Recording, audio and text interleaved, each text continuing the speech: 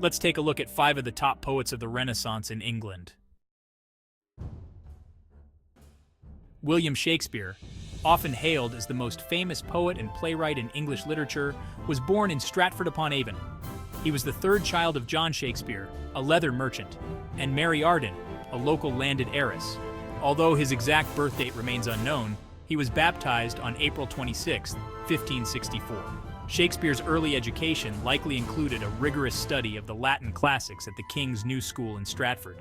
Later, he moved to London, where he began a successful career as an actor, writer, and part owner of the Lord Chamberlain's Men, which was later known as the King's Men. Over his lifetime, he penned 39 plays, 154 sonnets, and 2 long narrative poems. His plays, including masterpieces like Hamlet, Othello, King Lear, and Macbeth, are celebrated as some of the greatest works in the English language. His sonnets delve into themes of love, beauty, politics, and mortality. Shakespeare's innovative use of blank verse, his profound understanding of human nature, and his inventive use of language have left an indelible legacy. He retired back to Stratford around 1613 and passed away in 1616. His works continue to be studied and performed worldwide, and his influence on the English language and literature is simply unparalleled. Edmund Spencer, a notable poet, is best known for his epic poem, The Faerie Queene. Born in London, he was educated at the Merchant Taylors' School and later at Pembroke College, Cambridge, where he earned a bachelor's degree in 1573 and a master's degree in 1576. Spencer's career included various civil service positions in Ireland, where he spent much of his life. His magnum opus, The Faerie Queene, was published in multiple parts from 1590 onwards and celebrated Queen Elizabeth I while presenting an allegorical narrative reflecting the political and religious themes of the time. The poem's unique Spenserian stanza and rich allegorical content earned him widespread acclaim. Spencer's other notable works include The Shepherd's Calendar and Amoretti, a sonnet sequence dedicated to his wife, Elizabeth Boyle. His work was influential in the development of English verse and established him as a preeminent poet of his time.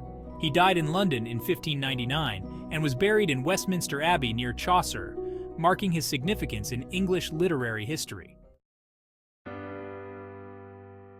Sir Philip Sidney, born in 1554 at Penshurst Place, Kent, was the eldest son of Sir Henry Sidney and Lady Mary Dudley.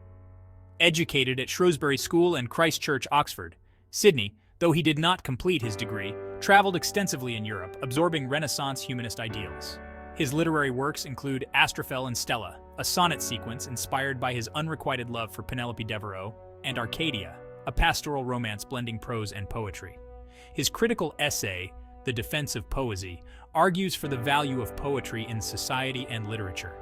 Sidney's life was marked by his service to Queen Elizabeth I and his involvement in politics and military affairs. Tragically, he was mortally wounded at the Battle of Zutphen in the Netherlands and died at the age of 31. His works, published posthumously, had a profound impact on English literature, influencing contemporaries and later poets. Christopher Marlo, born in 1564 in Canterbury, was the son of a shoemaker.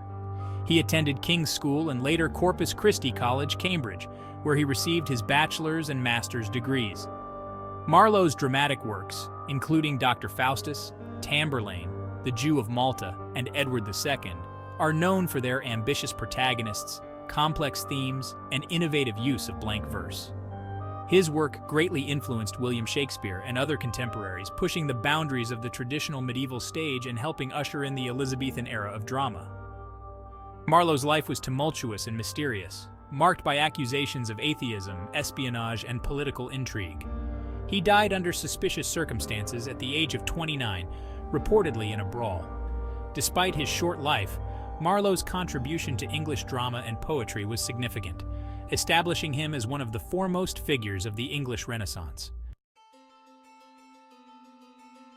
John Dunn, born in 1572 in London to a recusant Catholic family, studied at Hart Hall, Oxford, and the University of Cambridge, though he did not obtain a degree from either.